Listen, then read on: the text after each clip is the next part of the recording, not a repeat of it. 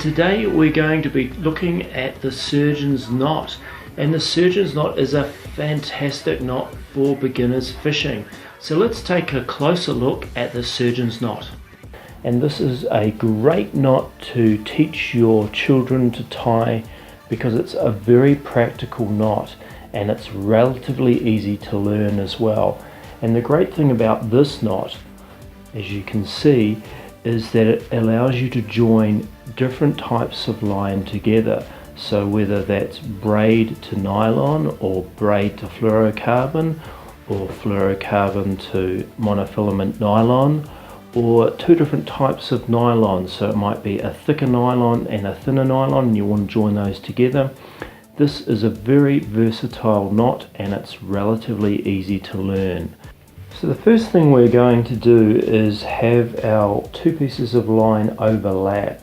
So we've got the light blue leader and we have the dark blue main line. Now we overlap those and we have enough overlap to make it easy for us to tie the knot. So we want a little bit of line as working space on both sides. Now one of the considerations for this is the thickness of the two lines that we're joining together, and I'll talk about that in a minute. So the biggest step in creating this knot is to actually create a loop to start off with, and the way we're going to do this and recommended way to teach children is to talk about creating a number 6. So we've created a little loop and you can see it's number 6, so we'll do that again. Okay, here we go, number 6. So we create a number 6 and we just hold the top of it with our forefinger and thumb just to control it. The next step is that we're going to wrap the leader through the line like this and we pull through the main line at the same time. So we're going to wrap it through and we're going to do 3 wraps. Now depending on the thickness of the line will determine how many times you need to wrap it through. So the thicker the line, the less wraps, the thinner the line, the more. So it could be somewhere between 3 and 7 wraps. So we've done our 3 there. Now if you're using braid, you may need to do 5 to 7 wraps, and you probably will need to double over the braid as well so that it doesn't actually cut through the monofilament or the fluorocarbon.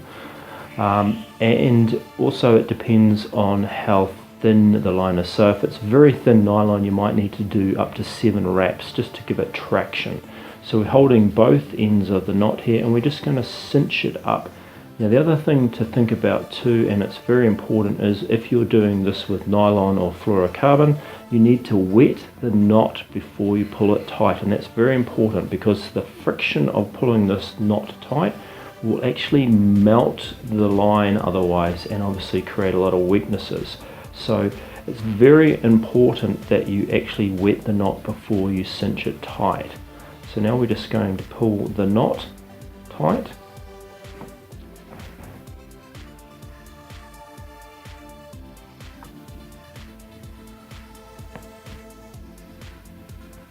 And there we have our surgeon's knot. So it's very easy to tie, as you can see, and if this was nylon or fluorocarbon, we would just cut off these 2 pieces here and then we would have our main line joined to our leader, and it's that simple. And if this is your first time watching Fishing with Jim, then I'd love you to subscribe for more fishing adventures, fishing tips and tricks, and to follow my fishing journeys. Thanks for watching Fishing with Jim.